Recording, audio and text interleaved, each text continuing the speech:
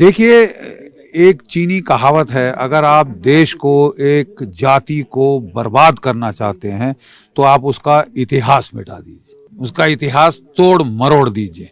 क्या फ्रांस का इतिहास, क्या रूस का इतिहास, क्या चीन का इतिहास ऑक्सफोर्ड या हार्वर्ड में लिखा जाता है?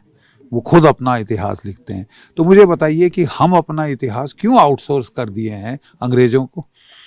अंग्रेज चले गए, उनके पीछे लग्गू लेफ्टिस्ट लिबरल रह गए कि जो अंग्रेज कह गए आप उससे एक शब्द नहीं टस से मस कर सकते।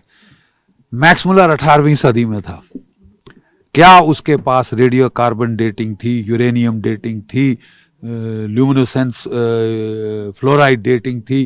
क्या उसके पास सैटेलाइट इमेजरी फोटोग्राफ्स थी?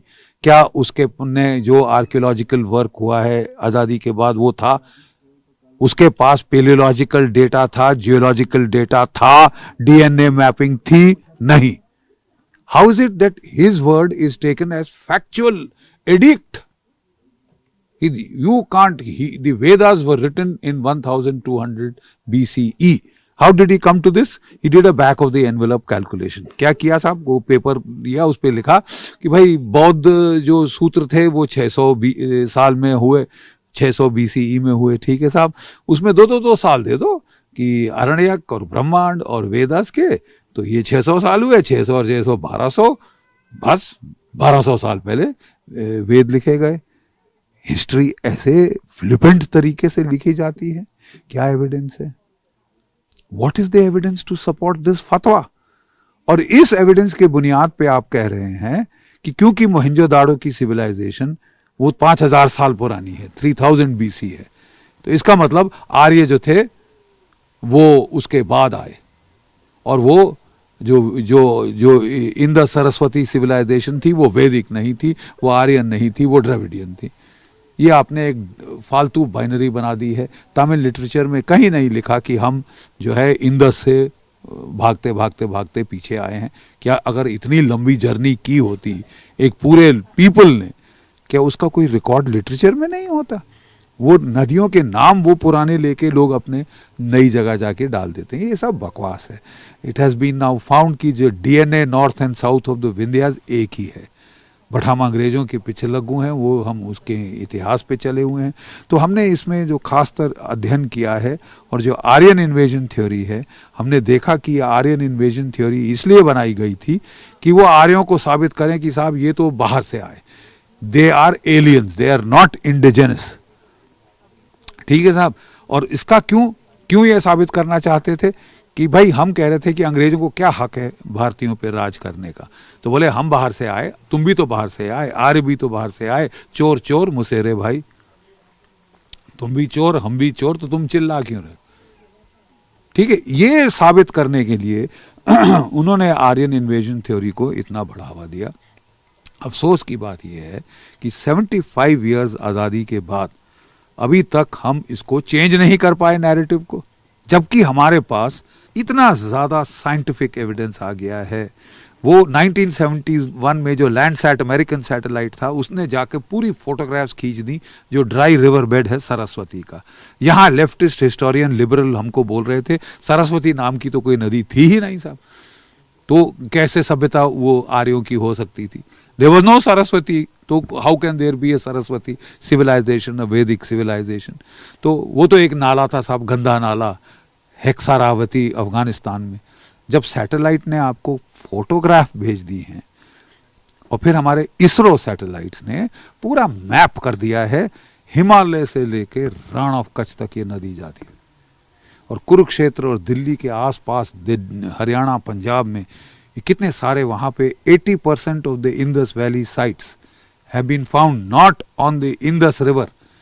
सिंधु रिवर पे नहीं मिली, वो सरस्वती रिवर पे so called Indus valley civilisation, Harappan civilisation Saraswati civilisation है, क्योंकि 80% विलेजेस, टाउन्स, सेटलमेंट्स वो सारी सरस्वती नदी के पार्ट के साथ साथ थी।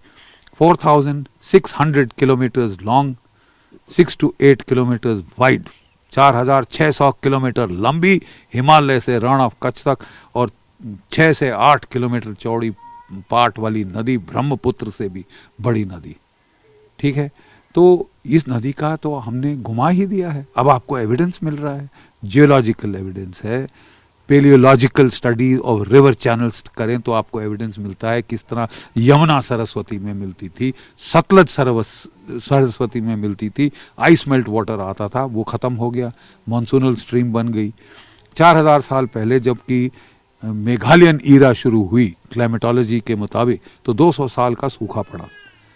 उसमें मेसोपोटामिया की सभ्यता, नाइल की सभ्यता, इजिप्ट की सभ्यता और ये इंदस सरस्वती नदी की सभ्यता खलास हो गई विदाउट अ ट्रेस। और यही प्रॉब्लम है कि जब यहाँ पे ग्रीक्स आए तो सरस्वती खत्म हो चुकी थी। उन्होंने बोला इंदस, इंडिका, इंडिया। नाम ही गलत नदी से पड़ा क्योंकि वो हमारा सोर्स रिवर नहीं थी। ठीक है, जब अरब आए तो उन्होंने बोला सिंधु, वो स नहीं बोल सकते थे तो वो हिंदू बोलते थे। सप्त सिंधु को हप्त हिंदू, तो सिंधु से हिंदू, हिंदू से हिंदुस्तान, नाम गलत। क्योंकि जो असली रिवर है जो कि सैटेलाइट्स ने पकड़ लिया है, ये नहीं कि साहब वो कहीं किताब हमने वेद पढ़े तो हमको नाम मिला तो हम बोल रहे हैं कि ये सत्य है बाकी सब झूठ है। We are going on empirical facts. Please take ownership of your own history. अपनी हिस्ट्री को अपने हाथों में लें, स्टडी करें, गो बाय फैक्ट्स। कि अंग्रेज कह गए, रामचंद्र कह गए पिया से, तो ठीक है, लेकिन अंग्रेज कह गए और 75 साल हम उसमें टस से मस नहीं कर सकते, जबकि वो बेबुनियाद बात कर गए। कोई तथ्य नहीं था कि 1200 ईस्वी में ऋग्वेद लिखा गया। अब साहब जो कार्बन डेटिंग हुई है बिरहाना की, जो कि सरस्वती नदी के पार्ट पर हरियाणा में था, वो मालूम क्या डेट निकली है? कार्बन रेडियो कार्बन डेटिंग, उससे डेट निकली है। जो ऊपर की सतह है 8500 वर्ष पुरानी और जो गहरी सतह 9500 वर्ष पुरानी भारतीय सभ्यता है। और वहाँ पे छोटी छोटी खिलौने मिले हैं बच्चों के, औरतों के स्टैचू, माथे पे बिंदी, मांग में सिंदूर। 8000 9000 साल पुराने चूड़ियाँ जैसे आज लड़कियां डालती हैं, आर्म्स तक चूड़ियां जैसे गुजरात में है, उससे भी ज्यादा छोटे छोटे खिलौने मिले हैं बच्चों के, योगा के पोस्चर्स में, हठ योग के पोस्चर्स में, वज्रासन में, और कितने आसनों के अंदर, सुखासन, सिद्धासन, वो सब आपको वहां मिलेंगे। फिर आपको मेडिटेटिंग पोस्चर में लोग मिले हैं। स्केलेटन एक्सकवेट किया है जो कि मेडिटेटिंग पोस्चर में प्राण त्याग दिए। जो वैदिक सभ्यता है, जो भारतीय सनातन सभ्यता है, दो इसके स्तंभ हैं, योग और ध्यान। ये दोनों हमको ये इंदस वैली सो कॉल्ड में सभ्यता में, इंदस सरस्वती सभ्यता में पूर्ण रूप से दिखाई देते हैं। घरों का डिजाइन, एक इनर कोर्टयार्ड, वो वही है जो आज है। बोट्स का डिजाइन वही है जो आज है गुजरात में। बैलगाड़ियों का डिजाइन वही है जो आज है। फट्टी जिस पे बच्चे लिखते थे हमारे गांवों में, वो भी वहां मिली है। मतलब जो लेवल ऑफ कंटिन्यूटी है वो इतना अमेजिंग है कि कहना पड़ता है कुछ है हम में कि मिट सकती नहीं कभी हस्ती हमारी, सदियों रहा है दुश्मन दौरे जमा हमारा, सारे जहां से अच्छा हिंदुस्तान हमारा।